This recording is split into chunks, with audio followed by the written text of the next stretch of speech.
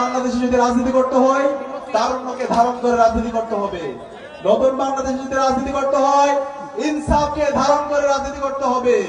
নতুন বাংলাদেশে যদি রাজনীতি করতে হয় এই অঞ্চলের মাটি ও মানুষের ভাষাকে ধারণ করে রাজনীতি করতে হবে। এই দেশে এসে রাজনীতি করতে হবে। লন্ডনে বসে, দিল্লিতে বসে, পিন্ডিতে বসে আর কোন রাজনীতি চলবে না। এই অঞ্চলে গত 54 বছরে ভারত যেভাবে আমাদের উপর জুলুম নির্যাতন নিষ্পেষণ করেছে তার বিরুদ্ধে, আগ্রাসনের বিরুদ্ধে, আধিপত্যবাদের বিরুদ্ধে আমাদের নেতৃবৃন্দ, ইনসাফের প্রতিনিধিরা সবসময় প্রতিবাদ প্রতিরোধ জারি রেখেছেন। সে কারণে আজকে আমাদেরকে এই ইনসাফের প্রতিনিধিদেরকে আমাদেরকে ব্যাপক ব্যবধান আমাদেরকে বিজয় করতে হবে ইনশাআল্লাহ।